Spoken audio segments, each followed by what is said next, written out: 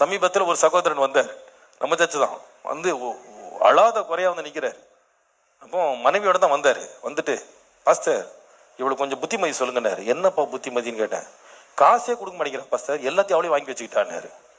ஏம்மா உண்மையா அவ சொல்றது? ஆமா பாஸ்டர், மொத்த காசு நான் தான் வாங்கி வச்சுக்குவேன். என்ன வாங்கி வைப்பேன்னு கேட்டேன். உங்க சம்பளம், 2 பேர் வேலை செய்யறாங்க, இவர் சம்பளத்தையும் அந்தம்மா வாங்கி வச்சுக்கிறாங்க, அந்தம்மா சம்பளத்தையும் அந்தம்மா ஃபுல்லா வாங்கிட்டு டெய்லி 20 ரூபா தான் கொடுக்குறாங்களாம், 20 rupees. அவர் கெஞ்சுறாரு. அவரு, பாஸ்டர் 20 ரூபா தான் பாஸ்டரா, அதுக்கு மேல காசு கட்டா கூட கொடுக்க மாட்டேங்கிறான் அப்படி. அப்போ எனக்கே ரொம்ப சங்கடம் ஆயிடுச்சு. அப்போ நான் இந்த மனைவிக்கு புத்திமதி சொல்ல நான் ஆரம்பிச்சேன். ஏம்மா இப்படிலாம் இருக்காத, பாவம் அவன் அப்படி அந்த அளவுக்கு அழுகுற அளவுக்கு கொண்டு போயிட்டியே, கொஞ்சம் எக்ஸ்ட்ரா கொஞ்சம் கொடு, அவன் காசியா தான் வந்துட்டு இருக்கட்டும், அவன் சம்பாரிச்சது அவன் செலவழிக்கட்டும், நீ நல்லா தானே சம்பாதிக்கிற, நீ வச்சுக்கோன்னு. அப்போ அவள் பட்டியல் போடுறா. சார் நான் இதுக்கெல்லாம் இப்படி செலவழிச்சு, எனக்கு 2 பொம்பளை பிள்ளைங்க இருக்காங்க, இதுக்கெல்லாம் இப்படி சேமிச்சுட்டு இருக்கேன். எனக்கு பார்த்தோன்னே எனக்கே ரொம்ப சந்தோஷமாயிடுச்சு. பரவாயில்ல, நல்ல புத்தி உள்ள மனைவியா இருக்காளேன்னு. அப்போ அவர்கிட்ட கேட்டேன், ஏப்பா இது வரைக்கும் உன் மனைவி உனக்கு கடனுக்குள்ள கொண்டு போயிருக்காளான்னு கேட்டேன். 1 பைசா கூட எங்க வீட்டுல கடன் இல்லப்பா சார், கடனே இல்லாம நடக்குது வீடு, ரொம்ப சந்தோஷம். சோறு தண்ணி எல்லாம் போடுறாளான்னு கேட்டேன்.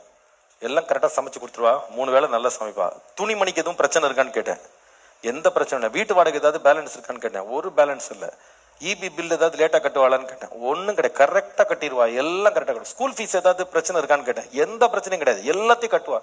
சரி எவ்வளவு சேர்த்து வச்சிருக்கான்னு கேட்டேன். 3 லட்ச ரூபா பேங்க்ல சேர்த்து வச்சிருக்கான்னா. நான் சொன்னேன், பேசி 30 ரூபா வாங்கி தரேன், இதோட விட்டுரு. ஏன்னா உன் கையில காசு வந்துச்சு, நீ மொத்தமா விழுங்கிட்டு உட்காந்துருப்ப. அவ 3 லட்ச ரூபா அவ சொல்றா, என் பொம்பளை பிள்ளைங்க இன்னும் 5 வருஷத்துல கல்யாணம் ஆக போகுது, அந்த பிள்ளைங்களுக்கா நான் கொஞ்சம் கொஞ்சமா நான் சேர்த்து வச்சு என்ன பண்றேன், 3 லட்ச ரூபா சேர்த்துறேன் பாஸ்டர். ஒரு கடன் கிடையாது. வீட்டை அழகா என்ன பண்றேன், நிர்வாகம் பண்றேன். 1 வருஷத்துக்கு முன்னாடி அந்த பையனை பார்த்தேன். என்னப்பா எப்படி போகுது? இப்ப 50 ரூபா கொடுத்து 50 ரூபா கொடுக்குறா பாஸ்டர், 50 ரூபா கொடுக்குறா அப்படி. சந்தோஷமா இருக்கீங்களா? ரொம்ப சந்தோஷமா இருக்கேன் பாஸ்டர். ஆனா நீங்க சொன்ன பிறகு நான் வீட்டுல போய் யோசிச்சு பார்த்தேன், கரெக்ட் தான். அவ நிறைய காரியம் எனக்கு புத்திமதி சொல்லுவா. அந்த புத்திமதினாலதான் என் குடும்பம் நல்லா இருக்கு. என் சகோதரர்கள் எல்லாருமே கடன்காரங்களா இருக்காங்க. அத்தனை பேரும் கடன், வட்டிக்கு தான் காசு கொடுத்துட்டு இருக்கான். ஒருத்தன் வீட்லயும் நிம்மதி கிடையாது. என் வீட்டுல மட்டும் தான் நிம்மதியா இருக்கும்.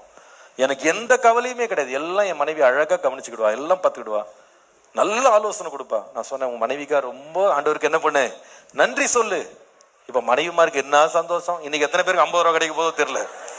கேர்ஃபுல்லா இருங்க என்ன.